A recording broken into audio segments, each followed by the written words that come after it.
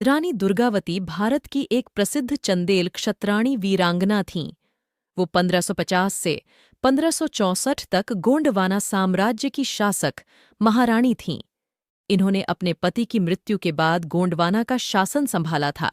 अपने 15 साल के शासन में अपने शौर्य के दम पर इन्होंने गोंडवाना को नई ऊंचाइयों तक पहुंचाया था।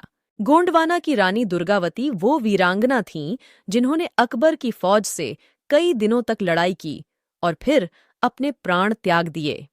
आज हम आपको उनकी कहानी बताने जा रहे हैं। भारतीय इतिहास में ऐसी कई रानियां रही हैं जिन्होंने अपने जीवन काल में मुगल शासकों से बैर लिया है। सिर्फ झांसी की रानी ही नहीं, बल्कि देश के अन्य राज्यों की रानियों ने भी अपने अपने स्तर पर कई युद्ध लड़े हैं और वीर गति को प्राप्त हुई हैं। आज हम उन्हीं में से एक रानी दुर्गावती का जिक्र करने जा रहे हैं, जिन्होंने अपनी और राज्य की रक्षा के लिए पूरी जिंदगी लगा दी। 15वीं सदी में मुगल राजा अकबर का राज पूरे भारत में तेजी से फैल रहा था।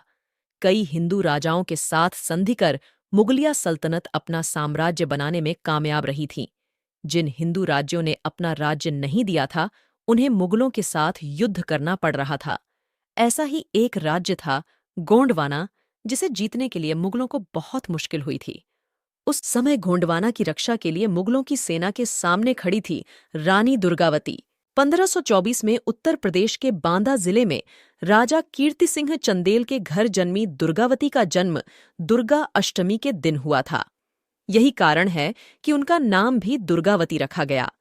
वो अपने पिता की इकलौती संतान थीं और यही कारण था कि उन्हें बचपन से ही घुड़सवारी, तलवारबाजी, तीरंदाजी जैसी युद्ध कलाओं की शिक्षा मिली थी। अकबरनामा में रानी दुर्गावती का जिक्र है और ये माना जाता है कि वो तीर और बंदूक चलाने में माहिर थीं।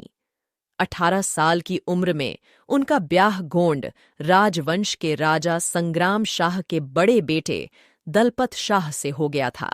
उस वक्त गोंड वंशजों का राज्य 4 जगहों पर था: गढ़मंडला, देवगढ़, चंदा और खेरला, जिसे मूलतः गोंडवाना कहा जाता था। दलपत शाह का राज्य गढ़मंडला था। रानी दुर्गावती की शादी 1542 में हुई थी। ये पहली बार था जब किसी राजपूत राजकुमारी का गोंड वंश में विवाह हुआ था। 1545 में उनके बेटे वीर नारायण का जन्म हुआ था। उनकी खुशियां कुछ ही समय की रहीं और 1550 में उनके पति का निधन हो गया। 5 साल के राजकुमार को सिंहासन पर बैठाकर रानी ने कामकाज का जिम्मा अपने सिर ले लिया। काम संभालते हुए 2 ही साल हुए थे कि सुल्तान बाज बहादुर ने राज्य पर हमला बोल दिया, पर रानी दुर्गावती ने अपनी फौज का नेतृत्व कर ये युद्ध जीत लिया। 1562 में अकबर ने मालवा को भी मुगल साम्राज्य में जोड़ लिया। रानी ने अपने शासनकाल में अपने राज्य में विकास करवाया। उन्होंने अनेक मठ, बावड़ियां, कुएं और धर्मशालाएं बनवाईं। उन्होंने अपने नाम पर रानीताल, दीवान आधार सिंह के नाम पर आधारताल और अपनी दासी के नाम पर चेरीताल भी बनवाया था। उस समय अकबर की सेना के प्रमुख असफ खान ने राज्य पर हमला बोल दिया। कुछ रिपोर्ट्स मानती हैं कि असफ खान की नज़र रानी दुर्गावती पर थी।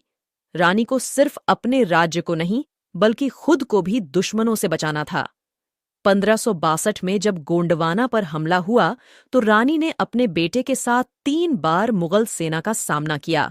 उनकी हजारों की फौज के सामने रानी के 500 सिपाही कम पड़ गए, लेकिन फिर भी रानी ने बहुत चतुराई दिखाई। उनके सैनिक जबलपुर स्थित नराई नाला पहुंचे, जो एक पहाड़ी क्षेत्र था, और उसके एक तरफ गौर नदी थी और दूसरी तरफ नर्मदा। जैसे ही दुश्मन घाटी में आया, तब रानी की छोटी सी सेना ने हमला बोल दिया और मुगलों को खदेड़ दिया। युद्ध में रानी का सेनापति मारा गया और फिर रानी ने खुद को फौज का सेनापति घोषित कर दिया। अगले ही दिन मुगलों की सेना हार का बदला लेने के लिए और सैनिक लेकर पहुंची, और तब तक रानी के पास सिर्फ 300 ही सैनिक शेष थे। इस युद्ध में उन्होंने कई सैनिकों को मारा और मुगलों की सेना लगभग आधी रह गई। तब तक वीर नारायण को भी बहुत सारे तीर लग चुके थे। उनका बेटा अब भी युद्ध लड़ रहा था और फिर वीरगति को प्राप्त हो गया। रानी दुर्गावती ने अपनी पूरी जिंदगी अपने राज्य को दे दी थी। 24 जून 1564 को हुए हमले में रानी ने केवल 300 सैनिकों साथ सैकड़ों मुगल सैनिकों को मारा और बहादुरी से लड़ रही थी कि अचानक एक तीर आकर उनकी आंख में लगा। लेकिन उन्होंने खुद को दुश्मनों को जिंदा पकड़ने नहीं दिया, अपनी ही कटार छाती में उतारकर बलिदान दे दिया। जबलपुर के पास मंडला रोड पर स्थित रानी की समाधि बनी है। रानी दुर्गावती भारत और गोंडवाना के इतिहास में ऐसा नाम है, केवल मुगलों और अकबर के खिलाफ अपनी वीरता के लिए ही नहीं जाना जाता। उनके शासन में किए उनके जनकल्याणकारी कार्य बताते हैं कि वो केवल एक वीरांगना महारानी ही नहीं बल्कि एक कुशल शासक थीं।